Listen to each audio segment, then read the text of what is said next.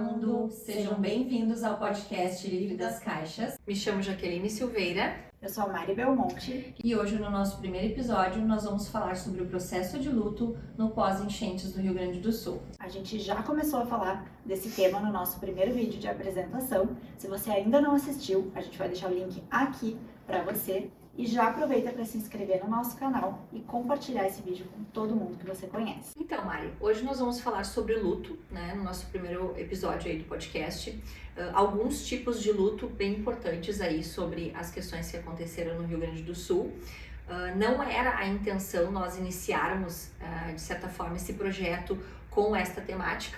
Nós iríamos, inclusive, iniciar a partir do final do ano e acabamos aí antecipando as coisas para poder, de alguma forma, da nossa parte, ajudar as pessoas, né? Então, o foco hoje ele vai ser um foco mais delicado, mas com a intenção aí de colaborar para o pessoal que foi atingido, né? A população do Rio Grande do Sul, demais familiares, enfim, e até inclusive pessoas aí de outros estados que talvez não tenham sido atingidos de forma direta, mas também de forma indireta, né, Mari? Exatamente. Hoje a gente vai falar sobre luto e sobre os vários tipos de luto que a gente viu acontecendo aqui no Rio Grande do Sul por causa dessa questão das enchentes, né? E nós vamos começar falando sobre o tipo mais grave de luto, que é o luto de perda por morte. Verdade. Então, muitas pessoas perderam muitas coisas, tiveram muitas perdas, mas muitas pessoas perderam familiares, amigos, entes queridos, né? E é um tipo de sofrimento que, enfim, relacionamentos terminam, seja de amizade, relacionamentos amorosos terminam e eles trazem muito sofrimento. Mas quando é uma perda por morte, essa perda é irrecuperável. Não tem como recuperar uma relação. Então, o nível de sofrimento é altíssimo. Realmente, Mari, e inclusive nós vamos falar aqui sobre diversos fatores de risco que acabam se associando a essa questão do luto. Também muitos desconhecidos. Nós vamos falar também sobre manejos, né, para lidar com pessoas enlutadas diante uma catástrofe, né, uma tragédia que não é a mesma coisa, não se dá da mesma forma como o luto de alguém que sofre um acidente, o luto de alguém que já está, né, no fim da vida, né, e entra em óbito. Sim, significa um luto completamente diferente, inclusive na abordagem que a gente vai utilizar para lidar com essas pessoas, para dar um suporte, né, um respaldo ali, né, seja a rede de apoio, a família, né, quanto também quando a pessoa procura aí uma ajuda profissional, psicológica, enfim. É verdade, e agora já se passaram 2 meses desde o início, né, das enchentes, foi ali em maio, e além de sofrer com tantas perdas, né, de pessoas, tem muita gente que ainda não resolveu várias outras questões da sua vida. A pessoa ainda não tem onde morar, a pessoa ainda está com problemas financeiros, ela não conseguiu se reorganizar, a família dela também está sofrendo. Agora a gente está num clima de inverno forte aqui no Rio Grande do Sul, isso é um outro agravante que as pessoas estão tendo que lidar com isso, né? Muitas ainda estão em situação de abrigo, né? Recebendo doações, inclusive de alimentos. Então a pessoa está enlutada e ainda tendo que lidar com todas essas outras questões que ela também não consegue resolver nesse momento. Perfeito. E aí, como é que a gente fala de saúde mental no meio do caos, né? Sabendo que acaba sendo um dos pilares para que a pessoa ela possa ter um mínimo de estrutura para lidar com tantas perdas, né?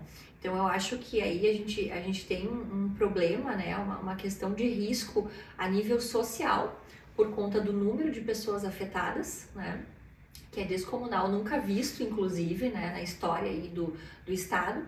Então, o que a gente pode fazer, né, Mari? E aí, pensando um pouco no nosso papel aqui, né, como psicólogas, né, ativas aí, terapeutas, né, lidando com pessoas que inclusive foram afetadas, né, acho que aconteceu contigo também, de pacientes que trazem relatos, né, de pessoas que sofreram diretamente ali, familiares, que casas foram arrastadas. No meu caso teve situação que o paciente disse que a casa foi arrastada do familiar. Então, assim, de que forma nós, né, como rede de apoio, né, de saúde mental, vamos poder colaborar. Eu acho que a nossa intenção é justamente essa, né? E nós vamos fazer isso, né?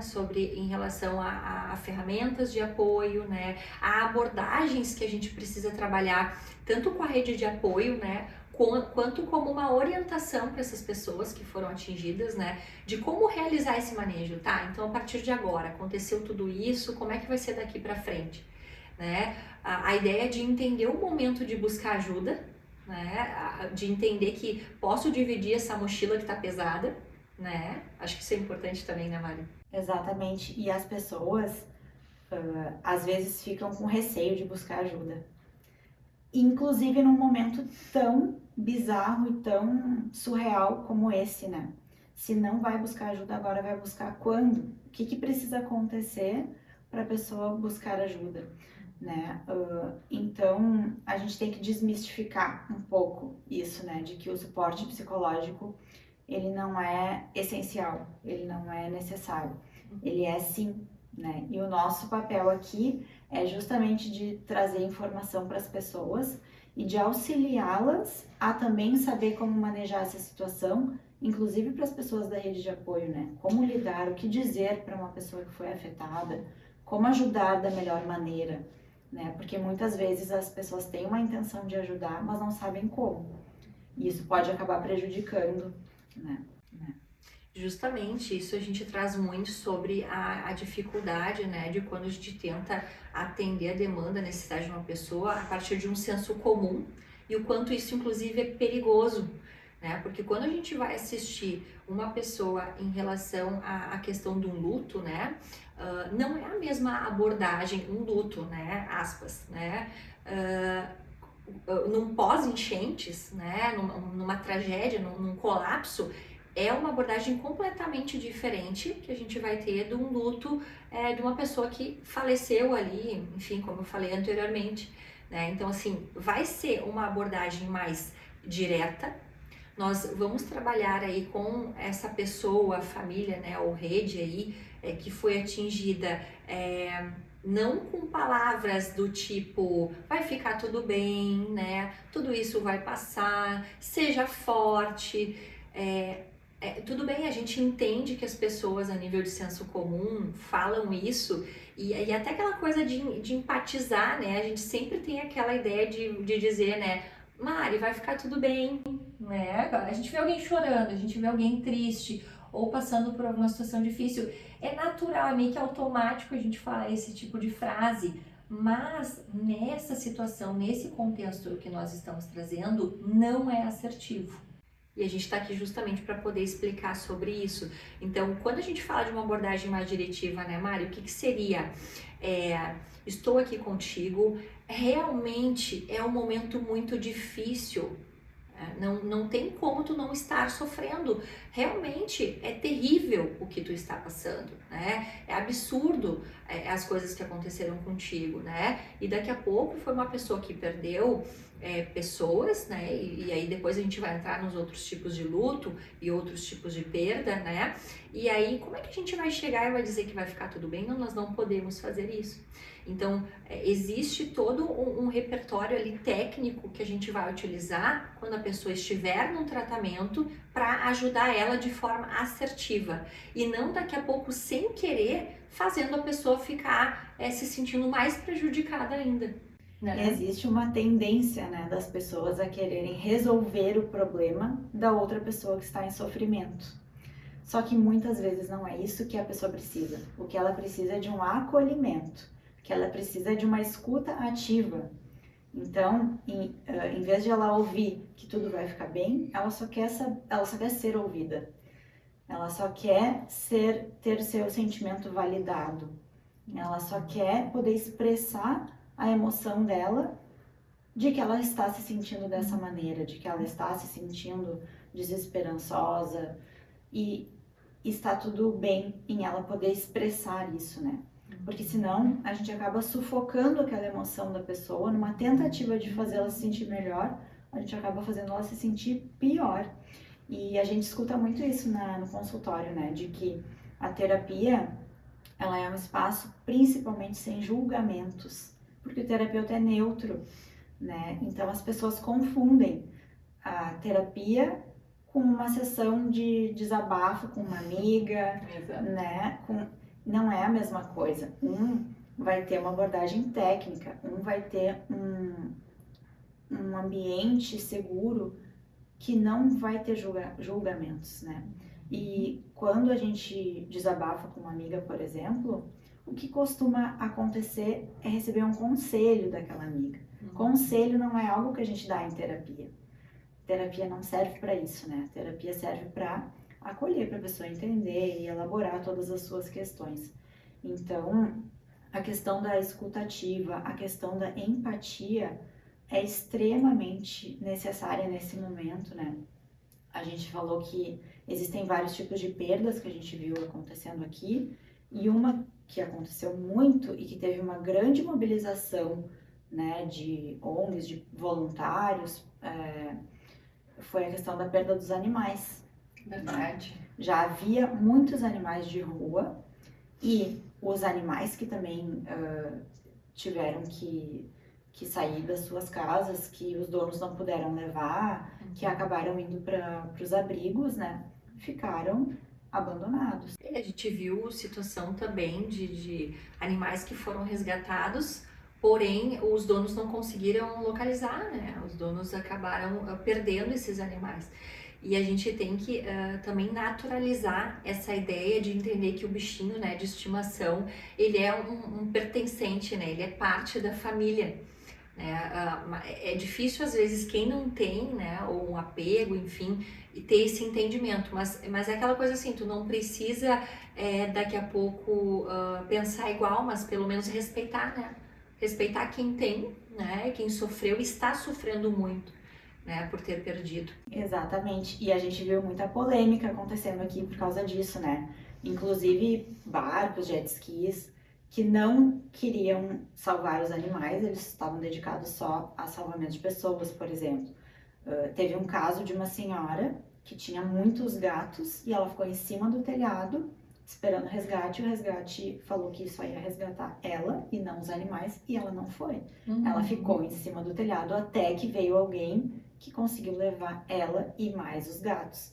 Então, a questão da empatia é isso, é entender que para ela aqueles gatos têm valor, um valor inestimável. Perfeito. Inclusive, pensando em fatores de risco, me fez lembrar agora a tua fala, de uma situação também, de um relato que eu ouvi, de uma pessoa também, uma senhora, né, que morava, enfim, numa cobertura, e tinha um gato. E pós, né, essas enchentes e todos os acontecimentos, essa senhora, ela passou a ter ideações suicidas, né, e ela estava em tratamento, inclusive, e ela todos os dias acabava olhando, né, na sacada dela, né, na cobertura, com pensamentos de morte, intenção de se jogar, enfim, se matar. E ela deixou muito claro, né, inclusive para o terapeuta, que ela não fazia justamente porque ela tinha medo de o gato dela, né, ficar sozinho, não ter, né, o que comer, não ter mais quem cuidar, né, ele. Então imagina só a importância, né, um animal de estimação segurando uma vida, né, de talvez ser perdida. Exatamente, os animais, eles trazem sentido para a vida das pessoas, né? Quem não tem animal talvez não consiga entender isso, mas quem tem, a gente ouve isso muito, né, também no consultório de pessoas conhecidas, nós também temos animais, né, a gente sabe o poder que esses bichinhos têm de melhorar a nossa saúde mental, né, eles fazem a gente sorrir, eles fazem a gente se sentir bem, enfim, tem vários estudos que mostram a questão da longevidade, mas é de entender o papel que eles têm, a importância que eles têm na vida das pessoas, né? Exato. E ainda falando de fatores de risco, né? Acho que a gente pode associar aí a fatores de risco tanto para uma depressão, né? Risco de suicídio, o não saber lidar com essa situação. E além dessas perdas também a gente parte daí para outro tipo de perda que é a financeira, né? A gente viu aqui e fomos também impactadas, né, familiares, amigos, pela questão dos pequenos e médios empresários, né, que são pessoas que ficaram totalmente sem chão nesse período, tendo seus negócios abaixo d'água, né, tendo que pagar os funcionários, tendo que continuar pagando suas contas mesmo sem ter entradas, né, tiveram pessoas que passaram 2 semanas ali só limpando suas empresas, né, então assim, tirando a lama, material tóxico, todos os materiais que se perderam, né, desde móveis, mobília, equipamentos eletrônicos, a perda financeira que isso trouxe também, né. Super importante, Mari, porque além de nós termos esse olhar para as pessoas, como nós falamos anteriormente sobre as mortes, né, e as pessoas que de certa forma ficaram desabrigadas, também a gente tem que ter um olhar, né, empático para os empresários, para essas pessoas que são os donos das empresas, principalmente as empresas aí de pequeno e médio porte, que de certa forma acabam sendo mais atingidas, né, mais prejudicadas. Então essas pessoas, elas também estão sofrendo, apesar de elas não terem daqui a pouco perdido tudo, né? Então agora imagina para se recuperar, né, um empresário de pequeno porte. O funcionário ele não pode ficar desassistido, mas a família do empresário também não pode, né? Então, como é que a gente faz com isso, né? Que além das perdas, ele tem a responsabilidade de continuar pagando os funcionários, ou a gente sabe que muitos deram férias, né, para os seus funcionários nesse período, porque também os funcionários não conseguiram nem chegar, né, no local. Mas isso tudo tem custo, né? E também benefícios do governo que até agora não chegaram, e as pessoas vão fazer o que nesse período, né? Muitas vezes o empresário é a única fonte de renda da família, né? E aí, como é que fica o emocional dele? Como é que ele lida sabendo que a família toda depende dele e ele não consegue se reorganizar sozinho? Sim, Mari, e realmente uma outra coisa que eu fico pensando é sobre o próprio recurso que o Estado, né, está dificultando, né, para esses pequenos e médios empresários, né, para de certa forma conseguir reestruturar os seus negócios. Então, além de a gente ter que lidar com essa dificuldade emocional e financeira, ainda a gente está com bastante dificuldade de ter o respaldo aí do próprio Estado, né? De liberar as verbas aí que colocaram como disponíveis e em algum momento retiraram e agora novamente vai seguir a princípio o processo para liberação. Então, toda essa dificuldade, né, ela acaba também colocando a saúde mental em xeque. Então acaba piorando o contexto da situação, porque tu fica naquela incerteza, tu precisa daquele respaldo financeiro, tanto como tu comentou, Mari, para ajudar a família, que daqui a pouco é o único provedor, ou também daqui a pouco para poder pagar os funcionários, a equipe, enfim, e depende desse apoio, né, do Estado e não vem. Então, assim, haja saúde mental. E o nível de estresse fica altíssimo, a gente vê um aumento, inclusive, de medicação como uma forma de conseguir lidar com tamanho estresse, tamanha ansiedade. Então, é todo um contexto que vai piorando, como tu disse, né, Jaque? Assim, como que ficam as relações familiares nesse caso? Como que fica a vida financeira da família, né? E a gente pode pensar também nas pessoas que perderam realmente os seus carros, as suas casas, os seus móveis, pessoas que tiveram que ter gastos imprevistos nesse momento. Então, a perda financeira, ela também causa muito estresse. Ela coloca as pessoas num estado mental de desespero, né? De não saber o que fazer, de não saber a quem recorrer, de não encontrar uma solução, né? De não enxergar uma luz no fim do túnel. E tem uma outra coisa que a gente também não sabe, né? É uma imprevisibilidade total, que é por quanto tempo essa situação ela vai se perpetuar. A nível de sintomas nas pessoas, né? Nesse luto que certamente ele vai vir como um luto prolongado, e também a nível de reestruturar essa vida, como tu disse, né, financeira, de conseguir atender as demandas da família, dos funcionários, das outras pessoas. Nós não temos como prever por quanto tempo essas dificuldades elas vão existir. Então, se faz muito mais importante a gente ter como aí um suporte, né, aspectos em relação à saúde mental. Eu acho que entra um pouco também aquela coisa, né, Mari, de humildade, inclusive, de saber que buscar por ajuda profissional neste momento de crise, principalmente, é um ato de amor, é um ato de coragem, e não tem nada a ver com fracasso, não tem nada a ver com nossa, eu tenho um problema de saúde, eu sou louco, coisas nesse sentido, não, passa muito longe, né? A gente vê muita vergonha que as pessoas têm, né, em buscar ajuda terapêutica. E, como tu disse, a gente não sabe quanto tempo isso vai durar e temos muitos gatilhos, né, que a gente enxerga que, talvez para quem não seja do Rio Grande do Sul, a pessoa não consegue imaginar, né, mas quem tá aqui sabe que a gente sai nas ruas e a gente vê as marcas de água nos comércios, nos prédios. A gente sente o cheiro forte que ficou ali da lama, do lixo, né? Os empresários e as pessoas que tiveram seus móveis e seus pertences molhados e que ficou inutilizado, a orientação foi que as pessoas colocassem isso nas calçadas, né? Que a prefeitura passaria para recolher. Só que a quantidade era tão grande que não deu conta de ser recolhido da noite para o dia, que nem normalmente é com a coleta de lixo, né? Então, as ruas ficaram cheias de entulhos e ainda estão.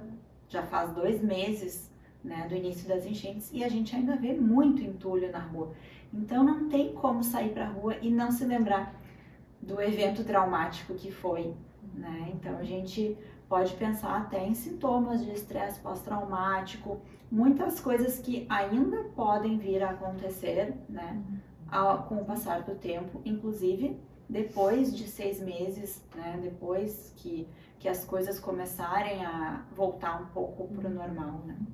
Sim, a gente pode falar também a nível de sintoma sobre uma labilidade talvez emocional maior, né, uma oscilação de humor mais brusca também, que as pessoas elas podem estar experimentando por conta dessa tragédia.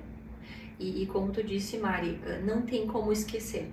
A gente que também está no dia a dia na rua, se deslocando para trabalhar, né, para enfim acessar os lugares. Às vezes a gente vai até num shopping ou em algum lugar para fazer um passeio, mas no nosso próprio deslocamento a gente precisa se deparar com a tragédia, com sinais, né, com sintomas da tragédia, do que aconteceu. E por outro lado, algo que é muito bonito de se ver também, o quanto que as pessoas se uniram para ajudar, né, pessoas também de outros estados que ajudaram financeiramente ou mesmo vindo para cá para ajudar nos resgates.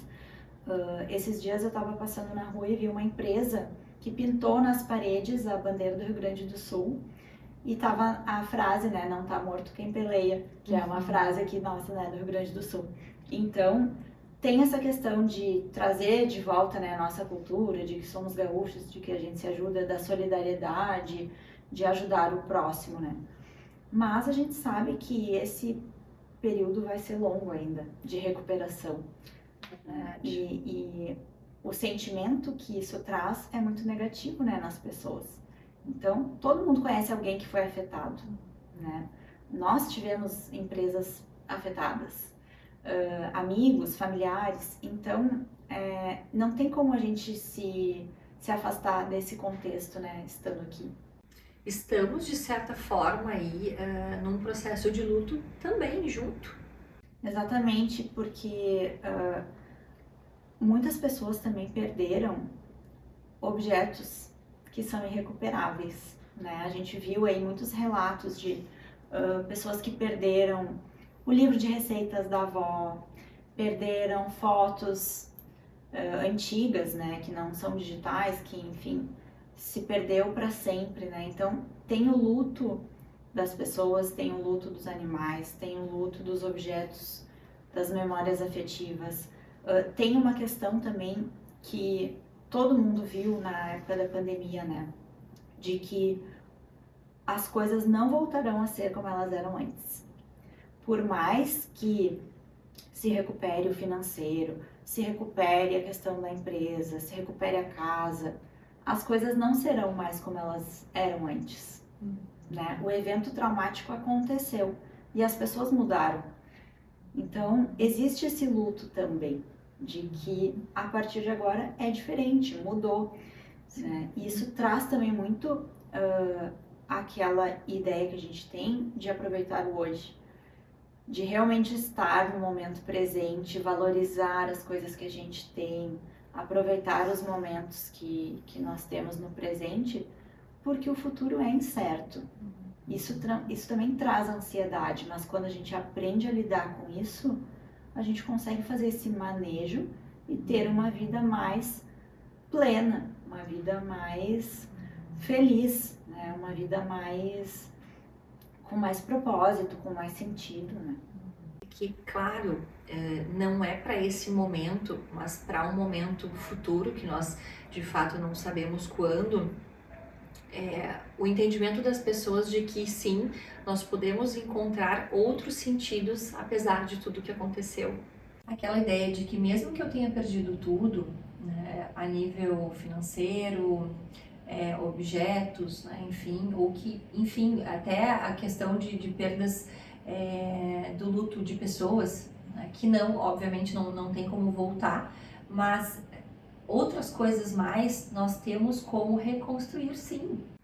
Então, se um dia eu não tinha uma casa e eu conquistei, eu trabalhei, eu posso ter de novo. Né? Se eu não tive um carro um dia, eu posso daqui a pouco trabalhar e conseguir de novo. Ah, mas como assim? Mas eu não tenho mais nem emprego. Ok, mas um dia tu não teve, talvez tu possa ter de novo. É fácil? Não, é mentira. Não tem como a gente dizer que é fácil, porque a gente vai estar mentindo. Mas é possível. Não é fácil, mas é possível. A gente pode encontrar sentido, inclusive nas adversidades. A gente consegue ver a nossa força quando a gente consegue superar desafios que são muito grandes e que não são fáceis, mas são possíveis de superar, né? Então a gente deve sim contar com a rede de apoio que a gente tem disponível, entender que não vai ser da noite para o dia que tudo vai voltar a ser como era antes, que existe um tempo necessário nesse processo, seja ele qual for, de recuperação, de que buscar ajuda não é um motivo de vergonha, né? Os recursos estão aí para a gente usar.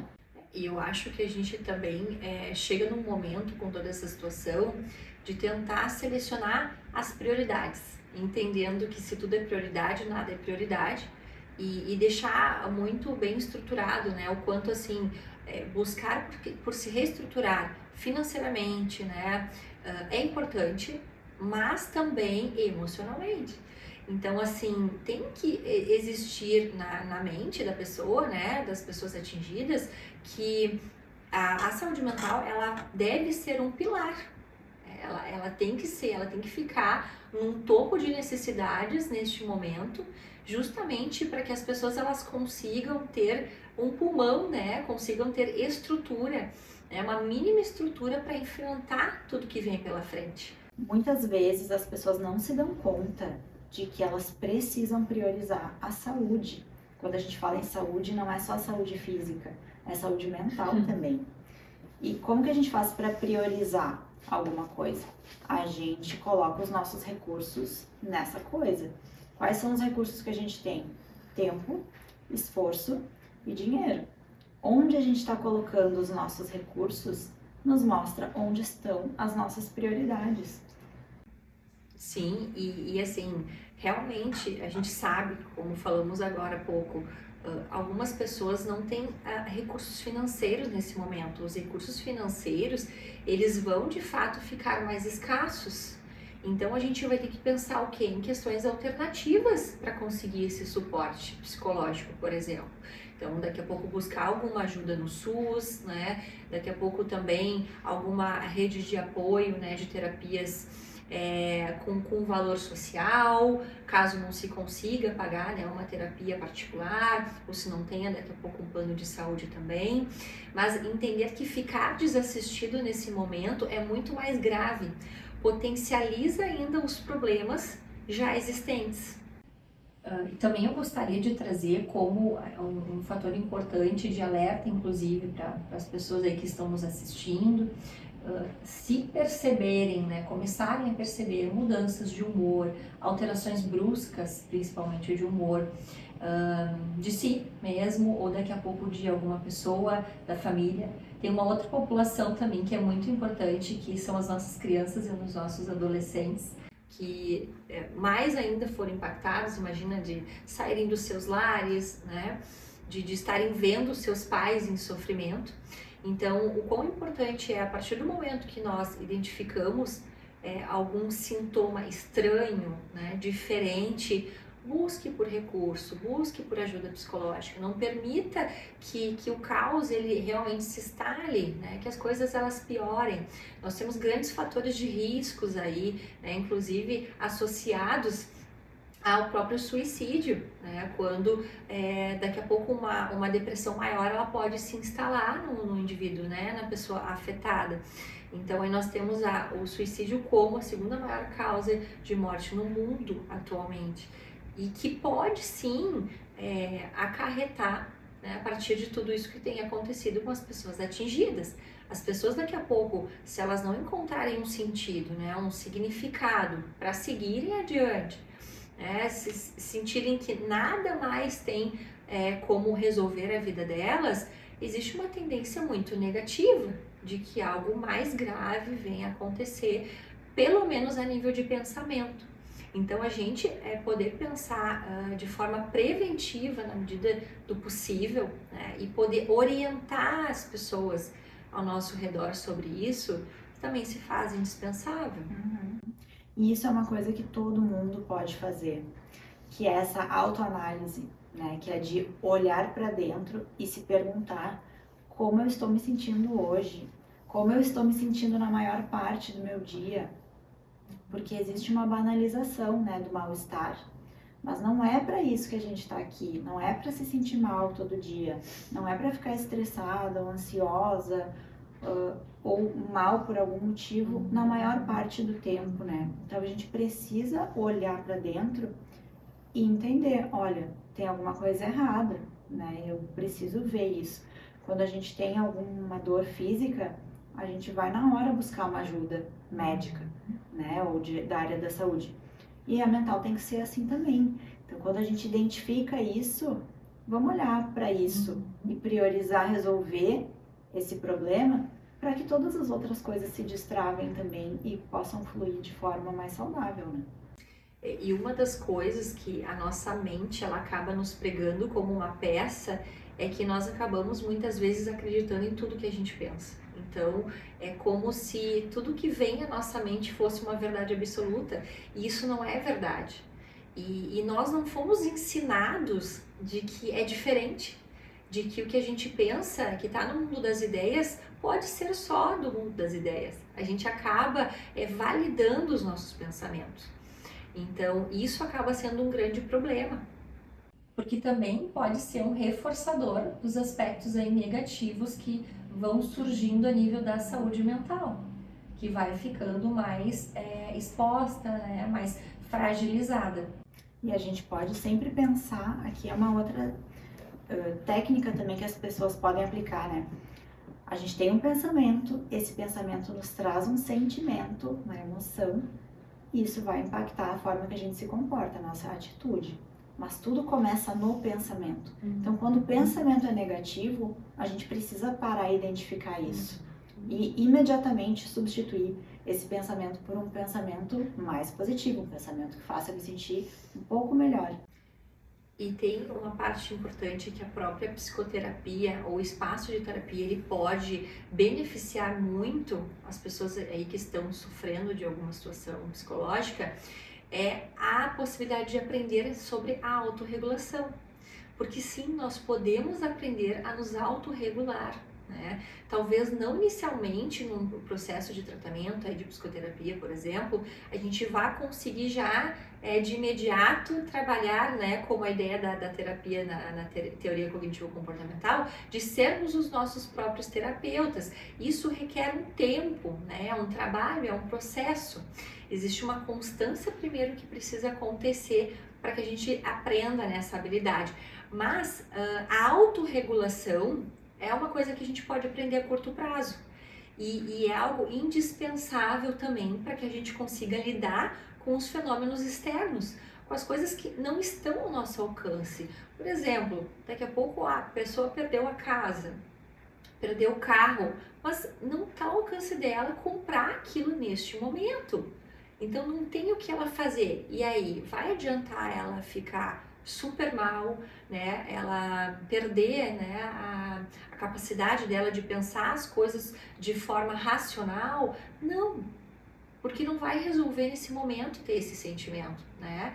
E na verdade vai acabar daqui a pouco até aumentando os seus problemas. Então, se autorregular é poder diminuir a intensidade desses problemas. Inclusive, porque quando a gente está num nível de estresse elevado, o nosso nível de cortisol está lá em cima. E esse é o pior momento que a gente tem para tomar decisões.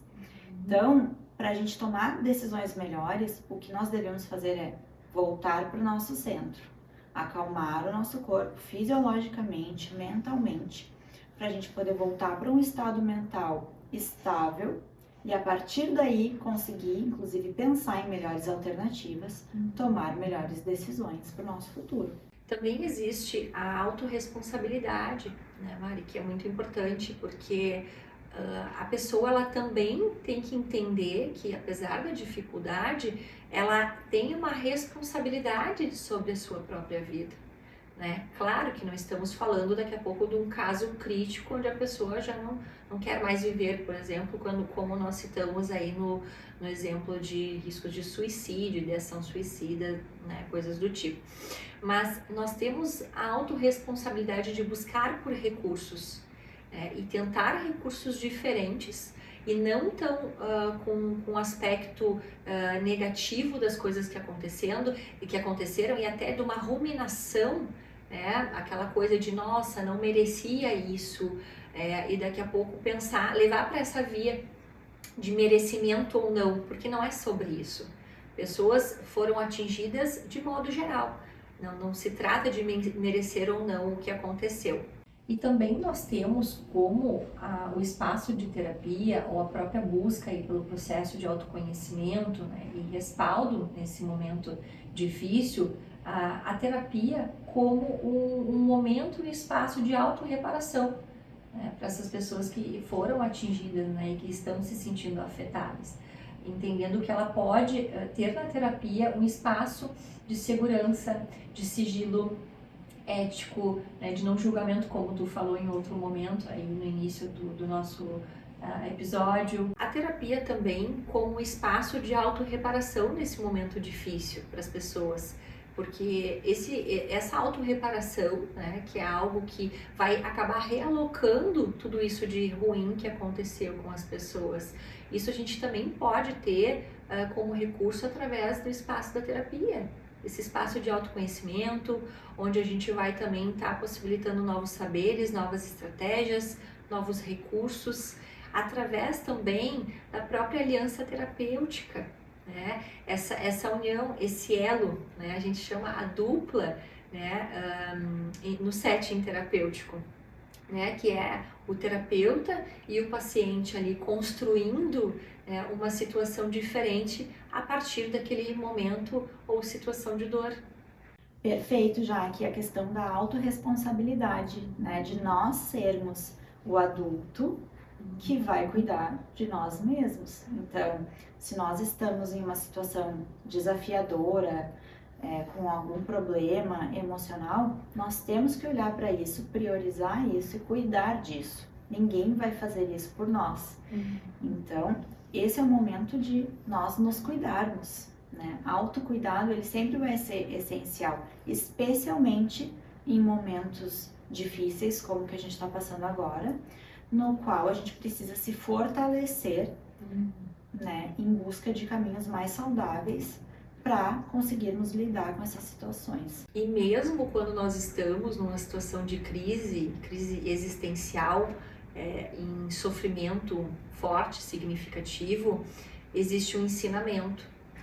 Às vezes é muito difícil a gente pensar e se dar conta de que o sentido da nossa vida, ele jamais deve ser sobre coisas e pessoas. Porque coisas e pessoas podem acabar. Pessoas podem, infelizmente, não estarem mais presentes. As coisas, elas podem simplesmente sumirem, como aconteceu com essa tragédia no Rio Grande do Sul. E nós ficamos. E como nós ficamos quando a gente projeta tudo que a gente tem nas coisas e nas pessoas? A nossa vida, ela se vai. Então, nós, dentro da nossa autorresponsabilidade, nós não podemos permitir que o que rege a nossa vida seja algo externo e que não dependa exclusivamente de nós.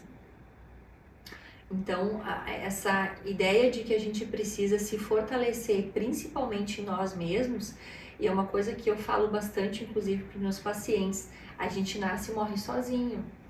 É duro, é difícil entender isso, mas, na verdade, a gente sabe que é sobre isso. A gente vai nascer e vai morrer sozinho. Mas também é extremamente difícil terceirizar o sentido da nossa vida para algum fator externo, seja ele uma pessoa, uma coisa, uma situação. Porque a partir do momento que aquilo se perde, o sentido se perde junto. E não pode ser assim. Nós temos que ter dentro de nós o sentido da nossa vida, né? O nosso propósito, o motivo de a gente acordar todos os dias de manhã. A gente não pode terceirizar isso. E aí que vem a questão da autorresponsabilidade, né? De nós sermos a nossa própria pessoa, nós termos a nossa referência interna como a principal. E também uma coisa que nós podemos fazer é o treino de aprender a conversar consigo, né? A gente chama de diálogo socrático dentro do processo de terapia. É a gente poder fazer perguntas e responder essas perguntas que vêm à nossa mente sobre dúvidas, incertezas, inseguranças, problemas que nós tenhamos. Nós podemos fazer isso. Às vezes a gente quer a resposta de alguém, ou a gente quer um conselho de alguém, mas na verdade o nosso melhor conselheiro nesse momento é a gente mesmo, né? Porque só nós sabemos o que é o melhor pra gente. E tem uma coisa que é muito importante, é a gente ser honesto conosco, né? A pessoa que a gente mais tem que ser honesta é com a gente mesmo. Perfeito, Jaque, porque as outras pessoas sempre vão ter referências diferentes das nossas. Então, é muito comum a gente ver isso, né? A pessoa precisa tomar uma decisão, ela tá indecisa, ela vai lá e pergunta para todo mundo e acaba optando pela resposta que ela recebeu mais parecida com o que ela mesma responderia, né? Quando, na verdade, a referência que a gente tem que ouvir é a nossa interna. Como eu me sentiria no cenário A, como eu me sentiria no cenário B. A resposta que fizer eu me sentir melhor, com certeza é a que eu devo seguir, porque é a que faz sentido para mim, não necessariamente para os outros, né?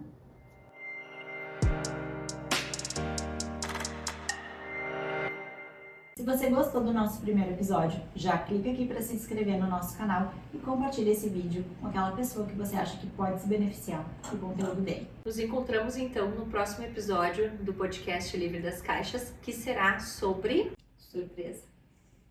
Até lá!